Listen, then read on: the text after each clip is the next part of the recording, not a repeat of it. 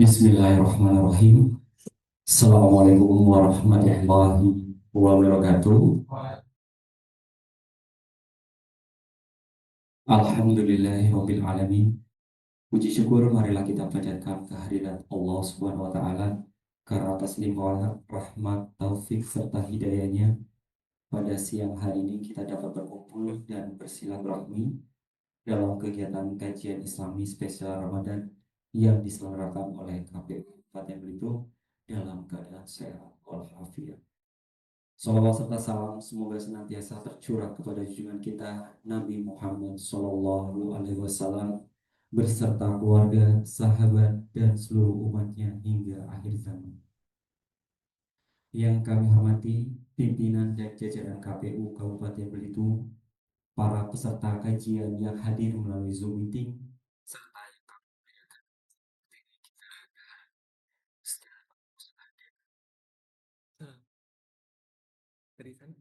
izinkan saya selaku pembawa acara untuk memandu jalannya kegiatan kajian Islami spesial Ramadan dengan tema Ramadan produktif menjadikan pabrik sebagai ladang pahala.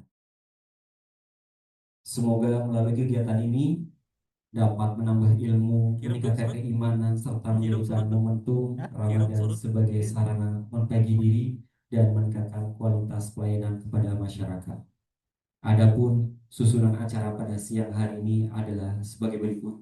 Yang pertama pembukaan, kedua bacaan ayat suci Al-Quran, ketiga sambutan, keempat penyampaian ceramah atau kajian Islami, kelima sesi tanya jawab, dan yang keenam penutup. Baiklah hadirin yang dirahmati Allah, untuk memulai kegiatan pada siang hari ini, marilah kita buka dengan membaca basmalah bersama-sama. Bismillahirrahmanirrahim. Semoga kegiatan kita mendapatkan keberkahan dari Allah Subhanahu wa taala dan semoga Allah meridhoi setiap langkah dan niat baik kita pada kegiatan hari ini. Amin amin ya rabbal alamin. Acara selanjutnya pembacaan ayat suci Al-Qur'an yang akan dibacakan oleh saudara Arif rahmatullah. Kepada saudara Arif rahmatullah dipersilakan.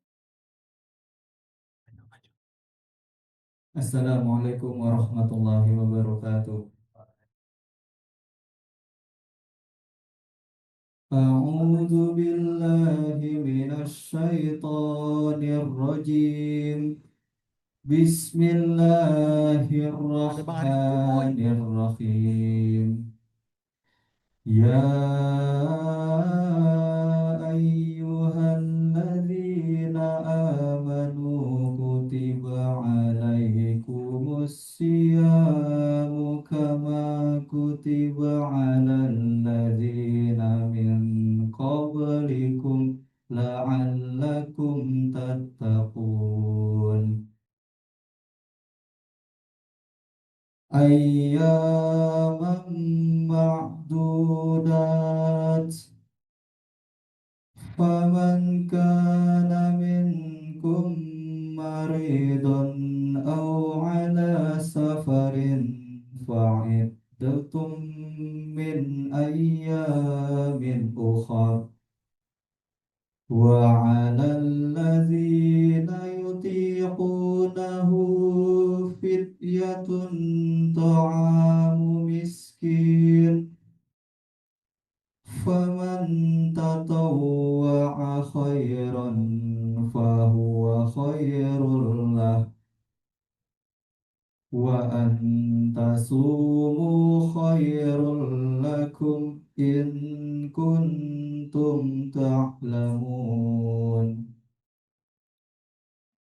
شهر رمضان الذي أنزل فيه القرآن هدى للناس وبينات من الهدى والفرقان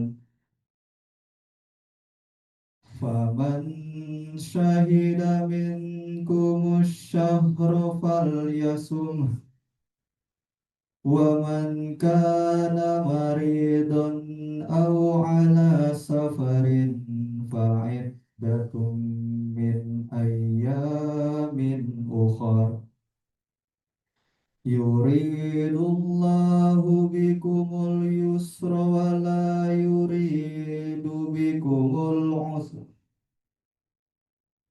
walitukmilul iddata walitukabbirullaha ala ma hadakum wa la'allakum tashkurun. Wa idza sa'alaka ibadi anni fa inni qarib ujibu da'wata ujibu da'wata da'i idza da'ani falyastajibu li wal yu'minu bi la'allahum yarshudun. Sadaqallahul azim.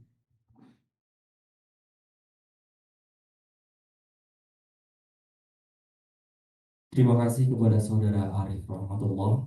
Semoga baik yang membaca dan mendengarkan mendapatkan pahala, rahmat, syafaat dan keberkahan dari Allah Subhanahu wa taala. Amin amin ya rabbal alamin.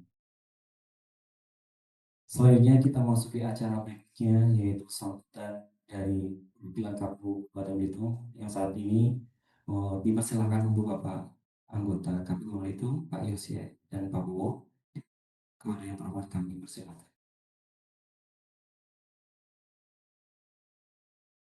Bismillahirrahmanirrahim. Assalamualaikum warahmatullahi wabarakatuh. Yang terhormat anggota KPU Kabupaten Belitung, Bapak Hilbo, Bapak Ibu Novita Picatusia, yang kami hormati Ibu Sekretaris KPU Kabupaten Belitung, para kasubag serta kawan-kawan sekretariatan dan hadirin sekalian yang berbahagia. Yang mulia, yang kami hormati yang mulia Pak Ustadz Abu Syuhada yang telah hadir bersama kita pada hari ini selaku penceramah yang pada sore hari. Pas lagi ceramah, close up ustadznya aja kali ya. Allah Subhanahu wa taala karena berkat rahmat serta karunia-Nya pada hari ini kita masih diberikan kesempatan dapat berkumpul bersama-sama di ruang rapat KPU Kabupaten Belitung untuk melaksanakan kegiatan rutin kita yaitu kajian Islami. Salawat serta salam juga tak henti-hentinya kita sampaikan kepada Nabi Muhammad SAW beserta keluarga, para sahabat serta pengikutnya sampai akhir zaman. Hadirin sekalian, kegiatan kajian Islami ini merupakan kajian rutin kita, rutinitas kegiatan KPU yang dilaksanakan setiap bulan. Namun pada hari ini ada sesuatu yang spesial. Yang pertama, pelaksanaannya dilaksanakan dalam bulan Ramadan. Yang pertama. Kemudian yang kedua, kegiatan juga dilaksanakan untuk dihadiri secara umum. Jadi masyarakat umum dapat menyaksikan juga kegiatan kita pada hari ini. Mereka menghadiri secara daring. Dan temanya juga ini sangat mengena. Pada kajian Islami spesial Ramadan ini, pada hari ini kita mengangkat tema Ramadan produktif menjadikan pelayanan publik sebagai ladang pahala.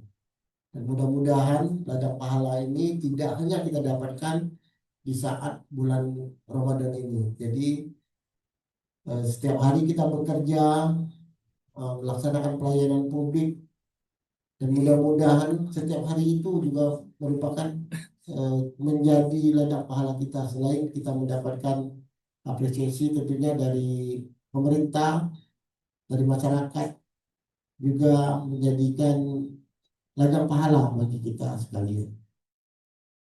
Hadirin sekalian, mudah-mudahan apa yang nanti disampaikan oleh Pak Ustadz Abu Syuhada dapat memberikan manfaat serta keberkahan bagi kita semua.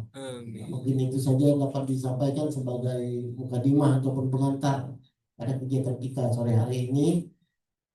Billahi taufiq wal hidayah. Wassalamualaikum warahmatullahi wabarakatuh. Terima kasih kami ucapkan atas sambutan yang telah disampaikan. Semoga menjadi motivasi bagi kita semua untuk terus meningkatkan kualitas pengabdian dan pelayanan kepada masyarakat. Hadirin yang berbahagia, kini tinggal saat ini kita nantikan bersama, yaitu penyampaian ceramah atau kajian Islami dengan tema Ramadan Produktif Menjadikan Pelayan Publik sebagai Ladang Pahala. Kajian ini akan disampaikan oleh yang kita hormati Ustaz saya kepada Kemarin ini Belum dimulai, ini sampai jam berapa ini ceramahnya? 1 jam. Belum asar. Jam 3 berarti. Karena asar itu jam 3.15 ya. Ya, bismillah. Assalamualaikum warahmatullahi wabarakatuh. Alhamdulillah rabbil alamin, wassalatu wassalamu ala Rasulillah Muhammad sallallahu alaihi wasallam wa ala alihi wa ashabihi wa man tabi'ahu bi ihsan ila yaumil wa ba'd. Bapak-bapak dan ibu-ibu dan seluruh peserta Zoom KPU seluruh Bangka Belitung, anggaplah begitulah ya. Yang pertama, kita bersyukur kepada Allah Subhanahu wa taala karena hari ini kita diberikan nikmatul iman wal Islam, kemudian nikmatul sehat. Tidak semua Allah berikan nikmat seperti kita. Saya punya tim pengurusan jenazah gratis. Tim itu tim putra dan tim putri. Kalau bapak-bapak dan ibu-ibu tidak percaya, boleh diundang. Jadi tim kami ini beberapa tahun yang lalu kami pernah mandikan jenazah. Itu besok pagi masuk Ramadan, hari ini kita mandikan. 3 hari yang lalu tim kami juga mandikan masih muda umur 30 tahun. Maknanya ini nikmat yang besar. Selain nikmatul iman wal Islam, kita nikmatul sehat. Sehat. Allah berikan kesehatan kepada kita, kemampuan, kesempatan. Walaupun secara jam ini tidak wajar. Karena ini jam puncaknya ngantuk dan lapar, haus. Ini tantangan bagi yang isi maupun yang diisi. Biasanya kita kan setelah asar. Kemudian bapak-bapak dan ibu-ibu, salawat dan salam kepada Rasulullah Muhammad Sallallahu Alaihi Wasallam. Semoga kita selalu dan senantiasa mengikuti langkah dan jejak beliau. Semoga itu juga tercurahkan kepada keluarga beliau, para sahabatnya, kemudian kepada seluruh pengikutnya, termasuk mudah-mudahan kita. Mudah-mudahan. Hari ini kita masuk bulan Ramadan, itu tidak seperti puasa-puasa Ramadan sebelumnya. Karena kita agak spot jantung juga dengan berita dunia kali ini. Karena dibayang-bayangi oleh Perang Dunia Ketiga.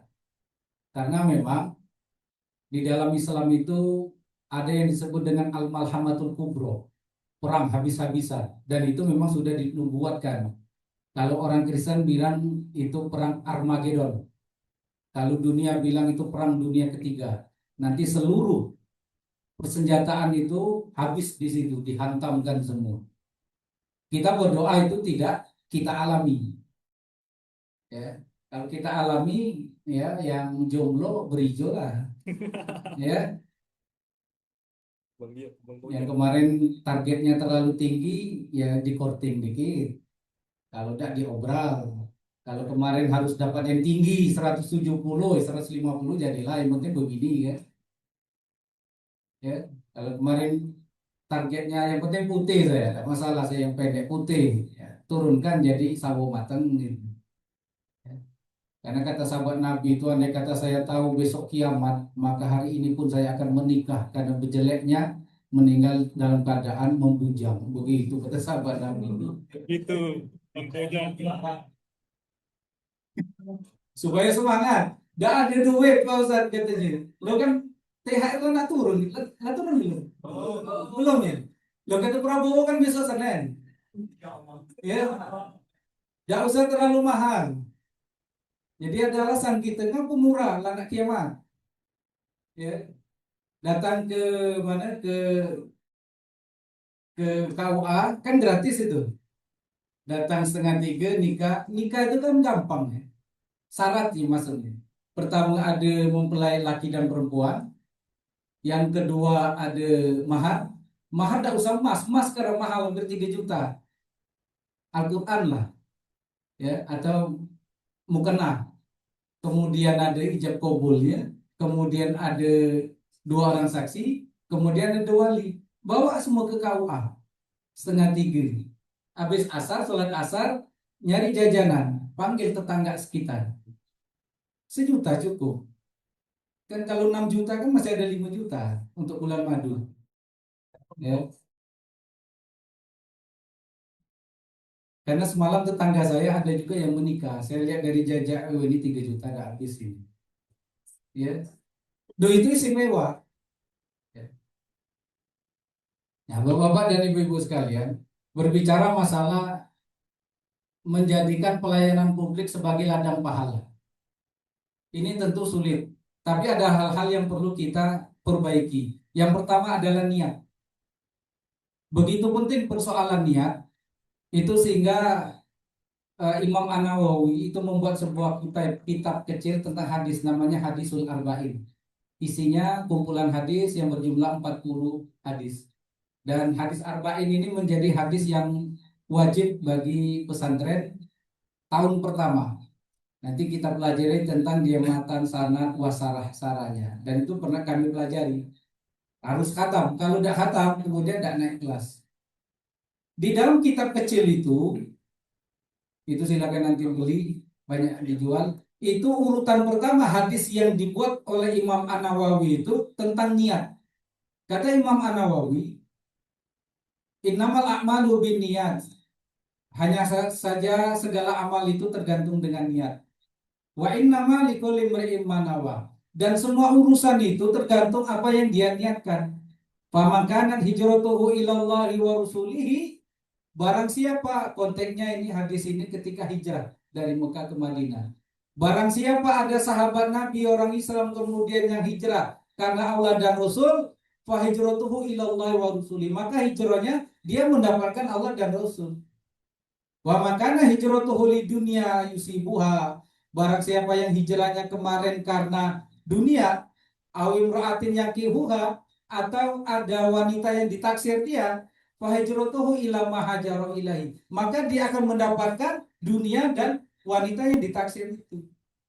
Maknanya apa? Kalau kita ingin ini yang kita jadikan, kemudian mendapatkan ladang pahala ketika bekerja di KPU ini, maka niat kita harus kita robah.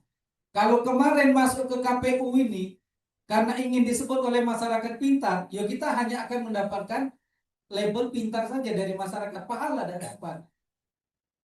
Kalau kita kemarin masuk ke KPU kemudian ingin menaikkan status sosial kita di tengah masyarakat, ya itu memang didapatkan. Tapi nilai pahala, capek loh kadang-kadang ada honor enggak kan sampai jam 6 sore. Enggak ada kan? Ya hanya dapat capek saja. Ngerutui, pahala tidak dapat.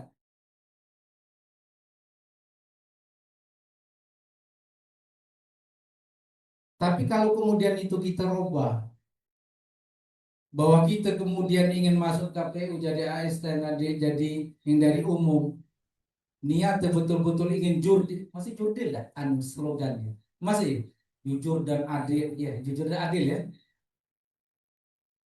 Maka semoga kemudian yang ini itu kita dapatkan. Jangan kemudian kita bergerak, ada dana enggak nih, ada bonus enggak nih. Kalau begitu ya hanya dapat itu saja, pahalanya tidak didapat. Jurdil ini kan slogan yang sangat bagus, walaupun dulu zaman Orde Baru sangat sulit jurdil itu. Semua ditekan untuk milih yang warna kuning itu. Saya pernah di samping paman saya kepala desa di kampung Tanjung Sati Lahat, pada alam Lahat itu. Cara dia ngitung, diangkat, lu pakai kertas ya, Golkar gitu, sah. Kemudian P3, rupanya paman inilah pakai cincin yang ada ininya tuh, yang ada dipanjangkan besinya di situ tuh.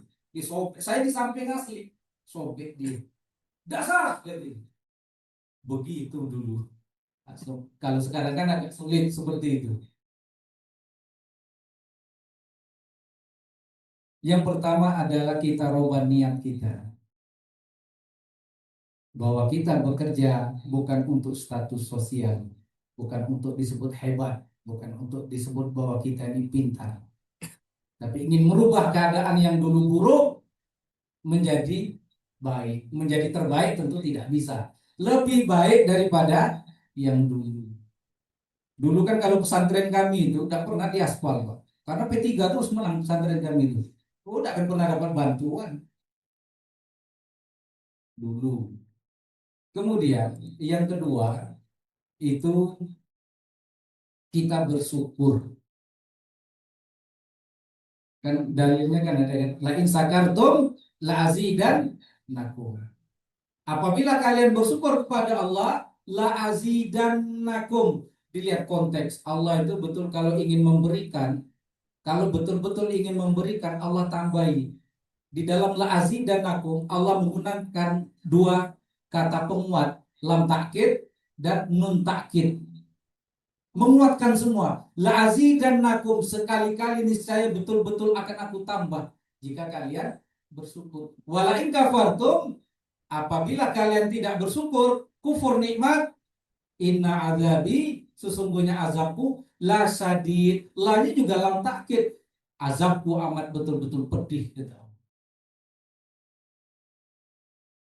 Janji Allah. Dulu tahun 2025 itu waktu apa pendaftaran CPNS, yang mendaftar CPNS itu berjumlah sekitar 3,9 sekian juta, hampir 4 juta. Berapa kemudian yang diterima? Yang diterima 247.000 sekian, hampir 250. Berapa persen itu? Kan sekitar 6-7% kan? Dan mudah-mudahan itu ada di antara bapak-bapak dan ibu-ibu sekalian. Ada tidak yang tahun sekian? Tahun 2005? Ada. Bapak-bapak dan ibu-ibu masuk di dalam kategori yang 6-7% tadi. Yang jutaan itu terlempar. Kalau tidak disyukuri, luar binasa itu. Kemudian berapa jumlah penduduk Indonesia? Nah, KPU harus tahu ini. Berapa? Jumlah sekarang berapa? 200? 87. Nah, berapa sekarang? 287. 270? 287. 278, 76 juta sekian, hampir 280, karena tentu masih banyak di pelosok itu yang tidak terdata. Ya. Dari 280 juta penduduk Indonesia, berapa orang PNS-nya? ASN-nya kalau bahasa sekarang. 6 juta. 5,9 sekian, 6 juta. Berarti jumlahnya berapa? Tidak sampai 5%. Dan bapak-bapak dan ibu-ibu masuk di antara tidak sampai 5%. Berarti kan prestasinya luar biasa. Kalau hal tersebut tidak disyukuri, tapi ingin mendapatkan pahala dan pahala-pahala dari mana ini? Ladang ranjau semua itu.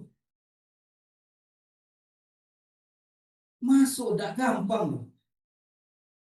Tidak sampai 5%, bapak-bapak dan ibu-ibu masuk di situ. Kenapa kemudian kita harus bersyukur? Karena bersyukur inilah kemudian jalan kita ini sesuai dengan syariat. Dan tidak sombong.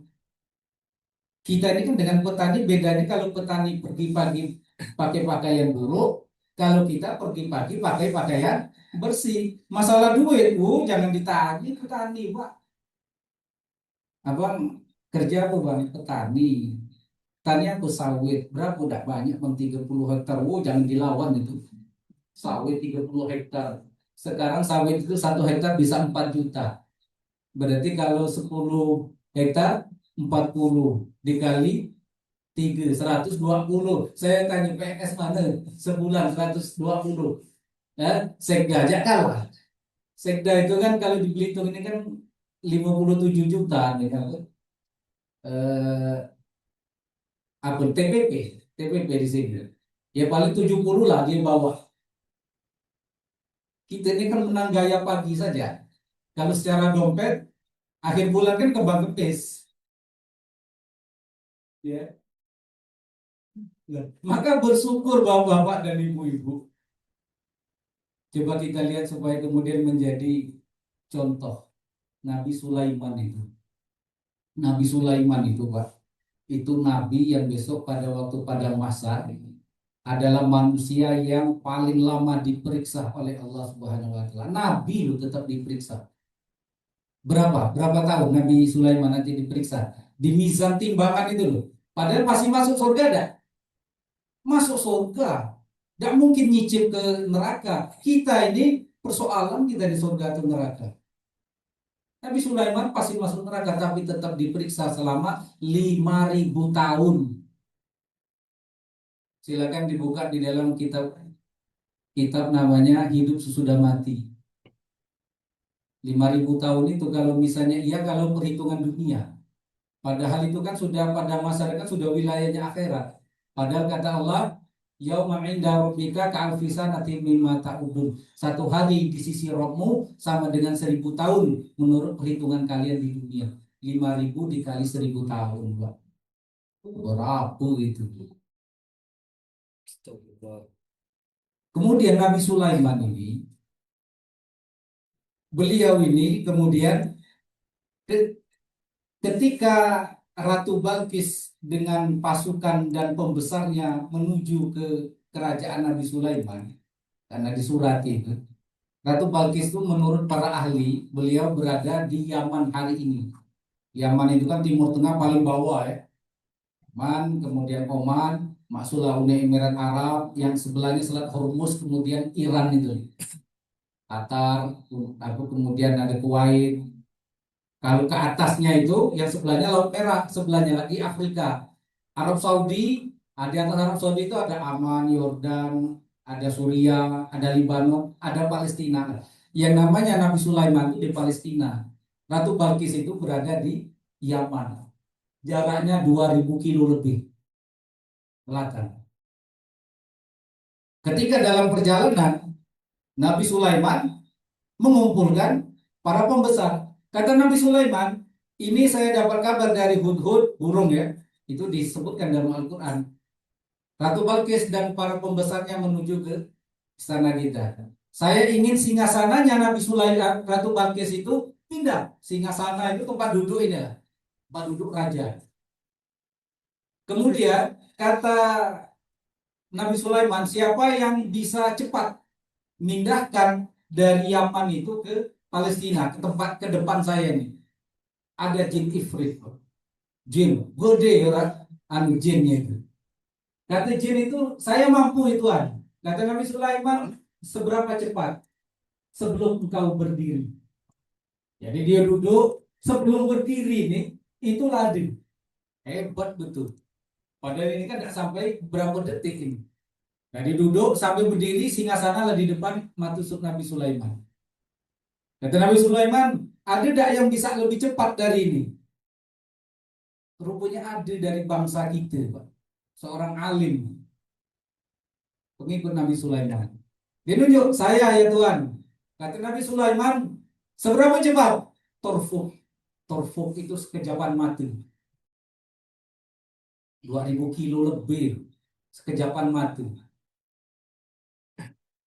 Kemudian seluruh bangsa jin dan manusia yang berkumpul waktu itu kemudian terheran-heran, merasa kagum. Apa kemudian yang diucapkan oleh Nabi Sulaiman yang diabadikan dalam Al-Quran? Ada min fadli Robbi. Semuanya bisa memindahkan dari Yaman ke sini yang 2.000 kilo lebih itu adalah keutamaan dari Tuhan. Lia berwani untuk mengujiku. Askur, apakah aku bersyukur? Am akfur, atau aku kufur? Faman sakara fa innama yaskuru li nafsi. Barang siapa yang bersyukur, maka sebenarnya itu kembali kepada dia sendiri. Wa man kafara, barang siapa yang kufur nikmat, fa inna rabbi laghaniyyun karim. Sungguhnya Tuhanku itu maha kaya dan maha mulia. Itu Nabi Sulaiman. Maka kalau hari ini kemudian kita menjadi ASN tidak bersyukur, padahal kita menjadi orang pilihan. Dulu sebelum masuk jadi ASN, sholat 5 waktunya sergap. Setelah sholat menjadi ASN, sholat 5 waktunya bolong-bolong. Itu manusia tidak bersyukur itu. Dulu sebelum jadi ASN KPU, dia kemudian sholat berjamaah 5 waktu di masjid, sergap. Doanya panjang. Setelah dikabulkan, alasan banyak, sibuk, banyak rapat, dinas keluar, tugas. Maka ini kufur. Kufur nikmat, bukan kafir ya. Kufur nikmat, tidak mensyukuri. Dulu kan ada orang yang dia sebelum menikah masih bujang, agamanya bagus, pengajiannya bagus. Setelah menikah, dia tidak dekat lagi ke masjid. Cuma kalau Jumatan yang masih, ini juga termasuk kufur nikmat ini. Lah dapat anak orang, kemudian dia meninggalkan. Padahal anak orang itu senang dengan dia, gara-gara dia dekat dengan masjid. Ya. Maka bersyukur bapak-bapak dan ibu-ibu. Jangan sampai kita menjadi kufur nikmat. Karena kita ini sudah menjadi orang pilihan. Yang pertama tadi niat kita rubah. Yang kedua mulai sekarang bersyukur kepada Allah Subhanahu wa taala supaya dapat ladang pahala ini. Jangan berubah sama kawan. Jangan kemudian status sosial berkawan nak sesama ASN sendiri.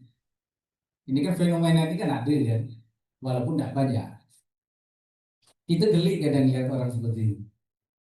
Ya, kalau ngomong itu biasa saja. Kalau ketika kita sudah diterima ASN, ngomong tidak usah terlalu tinggi.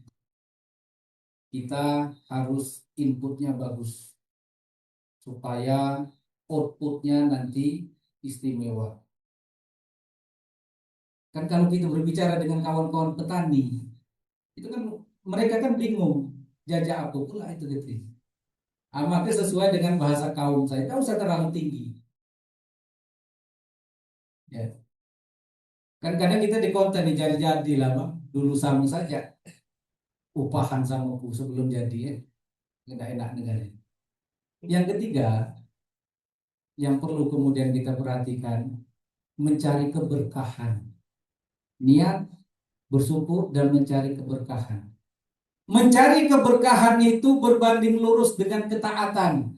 Tidak mungkin orang itu kemudian berkah kalau dia tidak taat. Makanya kemudian Rasul mengatakan, "Idza ra'aitallahu yu'til 'abda 'ala ma'asihi fa innahu huwal istidraj." Jika engkau melihat Allah memberikan kepada seseorang dunia, padahal orang itu dia ahli bermaksiat, ketahuilah bahwa dia Allah berikan istidraj. Istidraj itu apa? Sholat jarang, puasa kadang-kadang.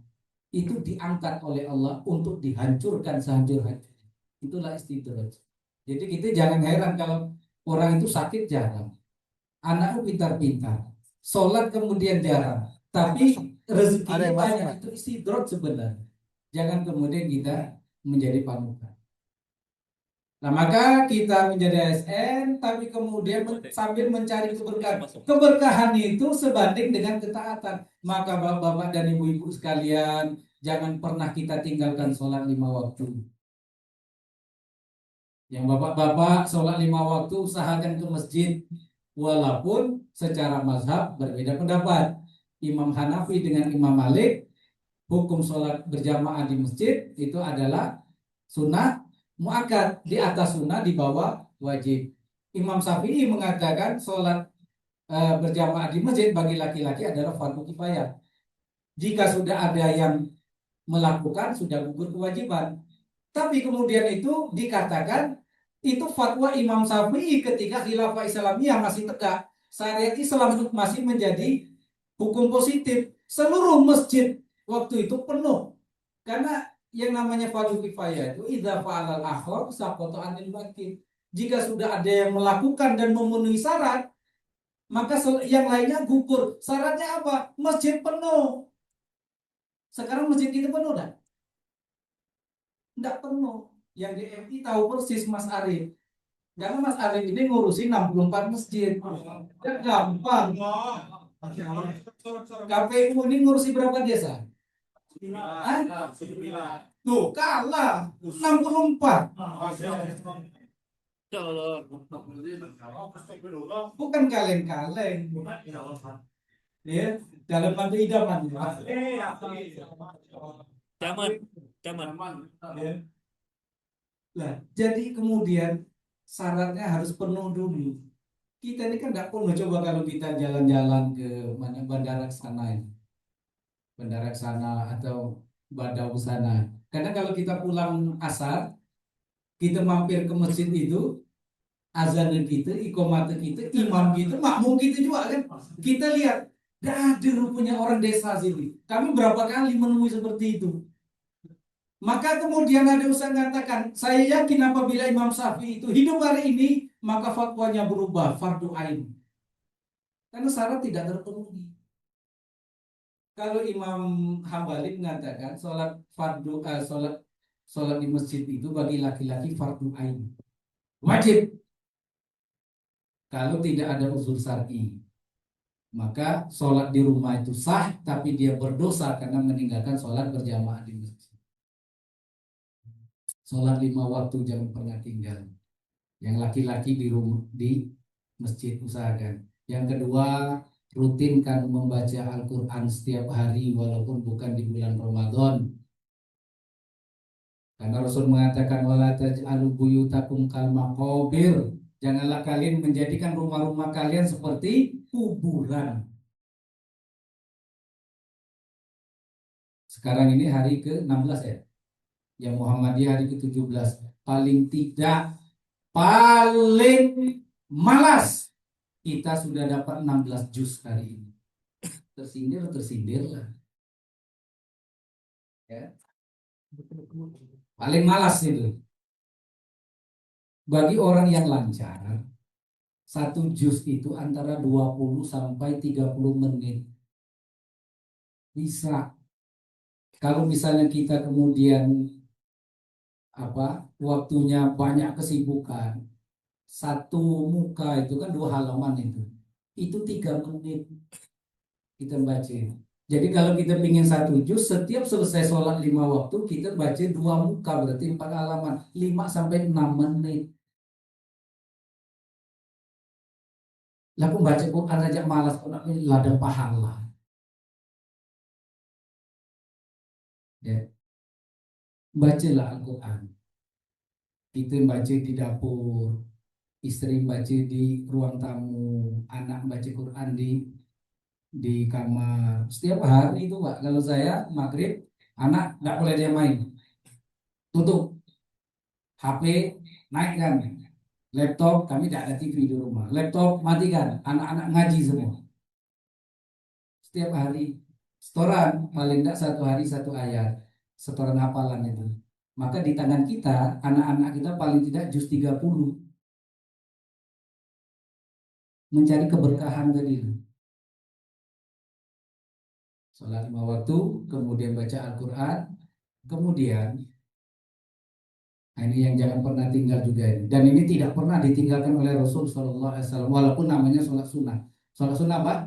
Sholat sunnah fajar. Sholat sunnah fajar ini khairun minad dunya wa ma fiha. Lebih baik daripada dunia dan seisinya. Rasul itu kalau sholat tahajud beliau masih pernah meninggalkan. Tapi termasuk sholat fajar ketika beliau bepergian itu tidak ditinggalkan. Lebih baik daripada dunia dan seisinya. Kita ini kan berharap bulannya ASN itu kan bulan seperti bulan puasa semua ya. Kerjanya tidak terlalu banyak, dikurangi, waktunya dikurangi, kemudian dapat gaji double kan penghasilannya, gaji tetap sama THR kan. Kan kita seperti itu. Tapi hal-hal yang Allah berikan lebih baik daripada itu kita tinggalkan. Orang terkaya di Indonesia itu namanya kan Prayogo Pangestu. Berapa kekayaannya? 510 triliun. Saya yakin muka-muka kita ini tidak pernah lihat uang setriliun. Nggak tahu kalau Pak, pernah Pak ya? Setriliun ya? Kalau semiliar saya yakin ya pernah. 510 triliun itu kan berapa itu? 510.000 miliar ya. Itu kalau ditaruh di KPU nih, minjam ke tetangga sebelah, saking nggak muat ya. Itu kekayaan orang terkaya di Indonesia. Orang terkaya di dunia itu namanya Elon Musk. Berapa? 13.200 triliun kekayaannya. Kita kagum betul dengan mereka. Dan 10 orang terkaya di dunia itu semuanya orang minal kafirin. Oh, kagum betul gitu. Tapi pada cukup dengan kita sholat 2 rakaat tadi loh Pak Bu. Tidak sampai 3 menit, 3 menit lah. Kita niat, takbir, iftitah, al-fatihah, kita hantam 10. Kemudian ruku, iktidal, sujud, duduk di antara dua sujud, sujud berdiri. Al-Fatihah, inna a'taina, ruku, iktidal, sujud, duduk di antara dua sujud, tasawuf akhir. Assalamualaikum dunia dan seisinya. Kalau kita yakin akan sabda Rasul. Tapi kan kami tidak melihat hasilnya. Lah inilah kemudian Rasul mengatakan, wa amal mukmin, adapun orang mukmin, innallaha sesungguhnya Allah itu yaddakhirullahu hasanatihi fil akhirah. Allah menabung, menyimpan seluruh kebaikan hambanya itu untuk akhirat. Jadi sholat fajar kita tadi itu memang tidak Allah tampakkan. Allah tabung kebaikan kita itu untuk akhirat kita. Wa yuqibuhu rizqan fid dunya, dan Allah berikan kita itu rizki di dunia itu ala ta'atihi, atas dasar ketaatan kita kepada Allah. Ketaatan kita. Maka sahabat Nabi itu paling takut kalau dia berbuat baik langsung dibalas. Kenapa? Karena tidak yadakhirullah, tidak disimpan, karena langsung dibalas. Kalau kita kan enggak, kita berbuat baik, ingin sorenya langsung muncul kebaikan, kan begitu gitu. Ya, maka lakukan itu Bapak dan Ibu-ibu. Di mana di Sumeneb Madura itu kan ada yang sholat taraweh, setiap yang sholat 50.000 ya dikasih. Entah bayi tetap. Itu bludak itu yang datang. Sekarang naik lagi 300.000. Setengah 3 sore penuh. Lebih dari sini ke terminal situ panjangnya. Orang yang datang tuh. Setengah 3 sore. Bahkan dikabarkan dari setelah duhur mereka sudah berduyun-duyun. 300.000. Itu kan menurut dia kan lumayan. Bukan menurut dia, menurut kita juga lumayan juga. Kita bawa anak 2 kita. Berarti berapa? 4. 4 dikali 3 berapa? Hah? 1,2 dikali 10 cair, pokoknya cair. Ya. Kan lumayan. Lah, hal yang seperti itu ramai karena langsung dilihat. Padahal kemudian yang kita simpan itu tidak pernah kita hitung. Nah, bapak-bapak dan ibu-ibu, semoga ini menjadi amal jariah juga buat saya. Jangan pernah tinggalkan sholat fajar ini. 2 rakaat saja. Caranya bagaimana? Nunggu azan subuh dulu. Azan subuh sudah dikumandangkan, kemudian kita berdoa, kemudian, dan ini lebih utama di rumah. Kemudian kita sholat dulu, sholat fajar tadi 2 rakaat. Setelah sholat fajar, kita ke masjid untuk bapak-bapak. Yang ibu-ibu langsung niat sholat subuh. Disimpan Pak, tabungan. Lebih baik daripada dunia dan seisinya. Kita kan dengan Elon Musk punya kekayaan 13.200 kan, wow. Tapi jangan pernah sekalipun kita mengatakan lebih baik daripada dunia. Masya Allah, tidak pernah gitu. Karena otak dunia kita ini terlalu dominan terhadap akhirat. Padahal dalilnya jelas, wal akhiratu khairun wa abqa. Akhirat itu lebih baik dan lebih kekal. Kita mencari yang recehan. Memang tidak Allah tampakkan. Kemudian yang ke berapa ini? Yang ke niat, bersyukur, kemudian mencari keberkahan. Yang keempat, disiplin. Disiplin itu bukan hanya kemudian kita masuk kerja pas waktunya, itu oke juga. Tapi disiplin itu memanage penghasilan. Karena memanage penghasilan itu juga ada hubungannya dengan kita kinerja kita setiap hari. Saya punya kawan, Pak. Gaji dia, penghasilan dia itu hanya tinggal 800.000 sebulan. Pertanyaannya, kira-kira kawan ini masuk kerjanya benar nggak ini gini? Tinggal 800.000, Pak. Akhirnya di otak dia itu apa? Nyuntik timah. Apalagi jual beli motor, mobil, begitu terus. Pekerjaan kantor terbengkalai. Itu minus. Saya pernah baca ada seorang istri, anak satu, ini dia penghasilan suaminya itu 1.500.000. Tapi kemudian beliau ini istri soleha betul. Dia bisa menyimpan setiap bulan 750.000. 750.000-nya lagi untuk kehidupan dia sebulan. Dan itu ditulis semua. Pengeluaran-pengeluaran itu. Sampai 750 itu masih sempat sebulan sekali makan bakso. Kemudian ada juga kemudian dana darurat. Ada lagi kemudian apa infak. Infaknya kalau tidak salah 15.000 waktu itu. Ini sekitar saya bacanya 5 tahunan yang lalu. Kita ini kan enggak, sebelum tukin ya cukup, ada tukin ya cukup. Berarti kehidupan kita ini yang bermasalah sebenarnya. Makanya kan disebut apa tekanan itu berbanding lurus dengan gaya, begitu gitu orang. Karena terlalu bergaya hidup kita ini, kemudian semakin tertekan gitu. Jadi mana ada tertekan? Penghasilan kita 10 juta, kredit motor 1 juta, kredit mobil 5 juta, 6 juta, kredit rumah berapa? 2 juta ya? Jadi 6, 8. Belum yang lagi ngerukuk. Ngerukuk ini kan ada 40 ribu kan. Kalau sehari dua bungkus, berarti berapa itu? 4 kali 3. 80. Satu hari 80. Dikali sebulan berapa itu? 2.400.000. Berarti minus. Minus. Nak ngerukuk kayangan yang harga 9.000 malu. Karena masa ASN belum pensiunan. Itu kan terlalu tinggi gaya. Sehingga kemudian dulu ingat loh Pak, di Dukung ini belasan tahun yang lalu tapi kan ada kasus suami istri yang gantung diri tuh. Rumahnya di Dukung. Dia gantung diri di Tanjung Ru. Masih punya anak. Coba bayangkan karena tekanan hidup. Bagaimana suami istri itu kompromi? Dek, kita bunuh diri saja ya. Siapa dia kompromi?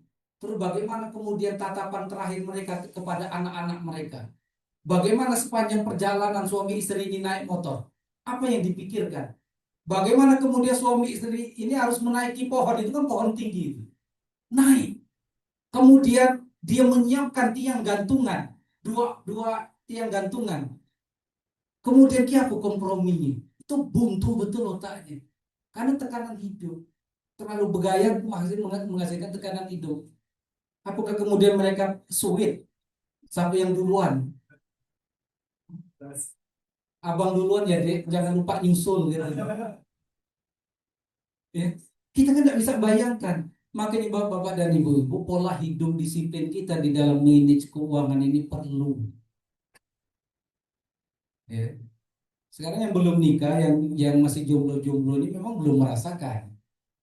Tapi bagi kami yang sudah berkeluarga, itu bisa jadi hal yang ribut itu. Ya, termasuk masalah rokok ini. Rokok dibahas dah ini. Boleh, Pak. Aman ya? Man. Ya, jangan di WA Bang, tolong kempesi motor Bang Abang itu. Ya. Rokok ini kan menjadi persoalan antara antara haram dan makruh. Ya. Sehingga kemudian Tengku Zulkarnain itu menjadi sekretaris MUI pusat. Untuk menentukan itu, MUI itu mengundang 100 ulama Indonesia di sebuah hotel. Kemudian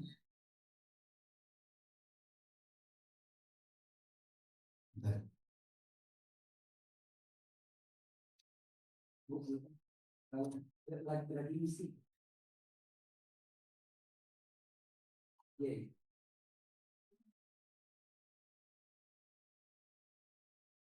Jadi apa tadi? Rokok ya. MUI ya. Jadi terjadi rapat di ruangan itu, 100 ulama itu kemudian berkumpul. Dia pakai inilah whiteboard itu. Oke, sekarang para ulama, siapa yang mengatakan bahwa rokok itu halal? Dari 100 orang tidak ada satupun yang nunjuk halal, tidak ada. Kalau gitu siapa yang mengatakan bahwa rokok itu mubah? Tidak ada juga. Siapa yang mengatakan rokok itu makruh? Nunjuk. Berapa orang? 13 orang. Yang mengatakan rokok haram, nunjuk semua. 100 kurangi 13 berapa? 87. 87. Akhirnya muncullah fatwa MUI yang lucu. Rokok haram bagi ibu hamil. Kemudian haram bagi anak-anak. Haram bagi orang miskin. Ada juga haram bagi orang miskin. Dan ini menjadi polemik kan. Padahal bapak-bapak dan ibu-ibu, persoalan rokok itu tidak akan bisa selesai di dunia, tapi yakinlah nanti di akhirat pasti selesai. Dalilnya apa? Allah mengatakan inna rabbaka huwa yafsilu bainahum yaumal qiyamah fi makani fihi yakhtalifun. Sesungguhnya Allah akan yafsilu bainahum, menyelesaikan seluruh perkara, seluruh sengketa yang terjadi di antara manusia. Fi makanu fihi yakhtalifun, yang di dalamnya memang kalian berselisih, termasuk persoalan rokok pasti satu hukumnya. Kalau tidak makruh, haram. Ibu-ibu, mudah-mudahan di akhirat besok makruh atau haram? Hah? Haram ya? Bapak, mudah-mudahan makruh atau haram? Makruh. Kita dukung lah sama kawan sendiri. Ya, mudah-mudahanlah makruh. Ya. Tapi kalau haram, ternyata kata Allah, saya putuskan rokok hukumnya haram. Bapak belum. Kan biasa kan kita ngelihat orang yang mau sholat kemudian merokok dulu kan, ketika Allahu Akbar matikan dia kan, berarti sholatnya itu udah batal, sholat itu gimana ya, karena diputuskan haram. Tapi udah makruh ya. Kalau makruh, kalau haram bapak belum. Bismillah makruh. Ya. Berarti Jadi bapak-bapak dan ibu-ibu, kedisiplinan, niat kita rubah, kemudian bersyukur, kemudian tadi kita mencari keberkahan, kemudian yang keempat kita mencari apa, disiplin. Ya, mudah-mudahan ini sudah jam 3. Ini yang nelpon tadi mau pesan paket ini. Jadi sekalian saya mengumumkan, kami itu ada majelis, ada swalayan atau wabin, 100% keuntungan itu kami kembalikan ke umat. Dan itu berupa untuk fardu kifayah gratis. Jadi kami ratusan jenazah yang kita urus, kami haramkan untuk menerima uang atau menerima bantuan, pakaian kafan, tanda perbaru, semuanya dari keuntungan swalayan. Kemudian ada ATM beras. ATM beras itu sebulan kita berikan 5 kilo beras kepada janda, duda, yatim, piatu, fakir, miskin. Itu setiap bulan dari keuntungan swalayan. Ada juga donatur tetap dan tidak tetap. Ada juga dana taktis. Dana taktis itu orang yang sakit, orang yang tidak bisa beli seragam, tidak bisa beli bayar SPP. Itu diambilkan dari keuntungan itu. Kita sebagai apa, yang pengurus, tidak ada keuntungan sedikit pun. Ya, jadi bapak KPU bisa ingin beli sembako, beli di sana. Karena kalau untuk fardu kifayah itu, kalau misalnya tidak ada keuntungan, nah kita tidak bisa bergerak. Ya, itu yang bisa saya sampaikan.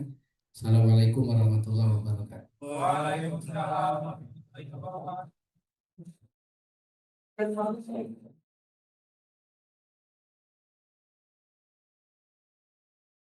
Baik, terima kasih kami ucapkan pada Ustadz Abu Suhada atas tausiah yang sangat bermanfaat dan penuh hikmah. Dan selanjutnya kita mungkin akan memberikan sesi tanya jawab ya Pak Ustadz. Cukup 2 pertanyaan saja. Dan bagi peserta yang menyampaikan pertanyaan, boleh yang secara langsung Dan yang di Zoom juga boleh resen ataupun ketik di kolom chat, nanti operator akan menyampaikan. Untuk yang di forum ini silakan, ada yang ingin bertanya, satu orang boleh, silakan.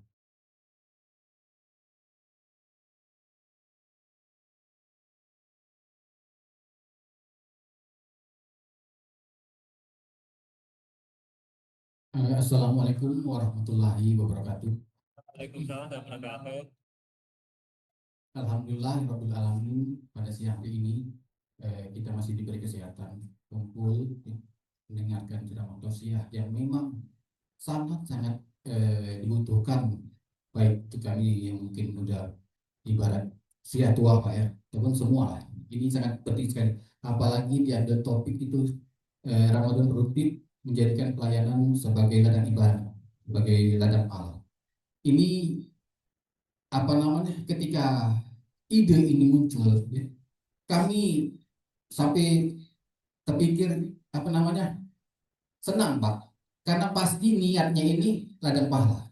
Ini mau tidak mau nantinya mungkin ya apa namanya, tidak saja di saat momen Ramadan ini yang dimunculkan, tapi nanti diimplementasikan setelah ini. Jadi terus apa ada yang kami tanyakan tadi yang udah pernah Bapak jelaskan ya, terkait apa sih sebenarnya yang perlu dilakukan ketika pelayanan publik itu ingin kita jadikan sebagai ladang pahala. Yang pertama mungkin niat, karena memang inilah inti niat. Niat yang pertama memang. Ketika kita melangkah, ketika memberi pelayanan, niat tulus ini yang memang yang perlu kita munculkan di awal. Kemudian keberkahan atau berdisiplin, ini memang sangat-sangat sekali perlu kita munculkan. Kemudian yang ingin saya tanyakan, ketika niat-niat itu sudah kita laksanakan, perilaku apa yang perlu kita perbuat, maksudnya kita laksanakan ketika kita ingin memberikan pelayanan publik secara maksimal dan nantinya kita inginkan sebagai ladang pahala. Itu prinsip apa atau perilaku apa yang perlu kita munculkan? Itu. Kemudian kedua cuma menanggapi Pak ya, menanggapi tadi sempat kami singgung tadi. Jadi mudah-mudahan nanti mungkin setelah ini mudah-mudahan kita saling mengambil hikmah dari kegiatan ini, tidak hanya pada intinya kita melayani publik niat untuk sebagai ladang pahala, tapi bisa juga antar sesama. Nah, bukan tidak saja kita memberikan pelayanan publik kepada orang lain internal, tapi intinya di mana saja, baik internal kita, kan tetap pasti kita suatu saat perlu melayani baik instansi kita, internal kita, kawan-kawan. Disinilah perlu dimunculkan nantinya setelah ini. Itu saja. Mohon maaf. Wabillahi taufiq wal hidayah. Wassalamualaikum warahmatullahi wabarakatuh. Waalaikumsalam warahmatullahi wabarakatuh. Assalamualaikum. Baik, terima kasih Pak Latif atas pertanyaannya, dan izin mohon maaf untuk yang merekam yang di Zoom meeting karena mendekati sholat asar, jadi pertanyaan hanya satu dan secara offline, dan dipersilakan untuk para ustadz untuk menjawab pertanyaan tersebut. Terima kasih.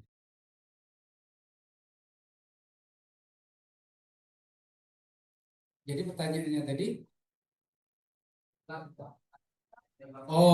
perilakunya supaya mendukung dari niat tadi. Syarat diterima amal itu dua. Yang pertama ikhlasulillah, ikhlas karena Allah. Kita sudah berniat nih, tapi harus ada kelanjutannya. Tapi kalau saya buka semua kan tidak sampai waktunya, kurang. Pertama ikhlasulillah, ikhlas karena Allah. Yang kedua mutaba'atur rusul, sesuai dengan syariat. Kemudian yang ketiga akhlak. Akhlak ini kita niat sudah, ikhlas sudah, mengikuti Rasul sudah, akhlak bejat sama saja. Tengkaran, kemudian judes gitu. Karena akhlak ini menduduki lebih tinggi daripada ilmu. Makanya ada seorang ulama mengatakan ta'alam tu ilman isri nasanawat. Saya belajar ilmu agama itu 20 tahun. Wa ta'alam tu adaban, saya belajar tentang adab, akhlak, kepribadian itu salatina sanawat 30 tahun. Ini harus menjadi satu kesatuan, niat bagus, keikhlasan, kemudian mutaba'atul rasul, adab. Kadang-kala siang-siang kita masih mutar, diketok-ketok yang mau tidak datang, tidak dibuka. Kami ini marah-marah, ini kan butuh kemudian adab. Ya, mungkin itu Pak ya yang perlu disampaikan. Baik, terima kasih Mas. Mudah-mudahan bisa menjawab pertanyaan dari Pak Latif ya Pak ya terkait hal tersebut. Dan hadirin yang berbahagia, demikianlah rangkaian kegiatan kajian Islami spesial Ramadan pada hari ini. Kami ucapkan terima kasih banyak atas kehadiran dari Bapak Ibu yang ada di Zoom meeting, lewat Zoom meeting maupun yang hadir secara offline. Dan Pak Ustadz, terima kasih banyak sudah berkenan hadir dan memberikan tausiah. Dan semoga ilmu yang kita dapatkan menjadi amal jariah dan membawa keberkahan bagi kehidupan kita, khususnya dalam menjalankan tugas pelayanan pada masyarakat. Saya selaku pembawa acara mohon maaf apabila terdapat kekurangan dalam memandu acara jalannya kegiatan. Saya akhiri. Wassalamualaikum warahmatullahi wabarakatuh.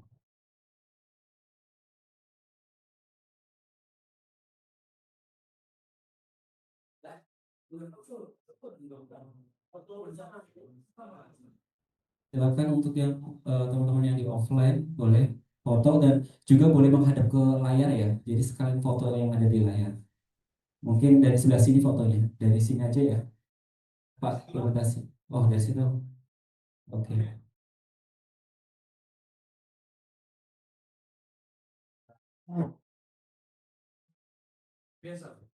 Oh, boleh. Ke depan aja ke depan. Sudah di screenshot dari itu.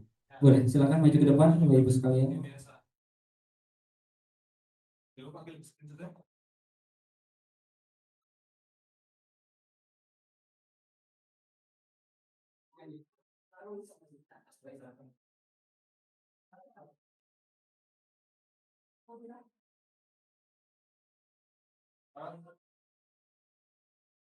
Masuk dong. Yuk, lihat kamera. 3, 2, 1 lagi. 1, 2, 3. 3, 2, 1. Izin sampai mulai dua Pak. Dari sebelah 3, 2, 1. 1, 2.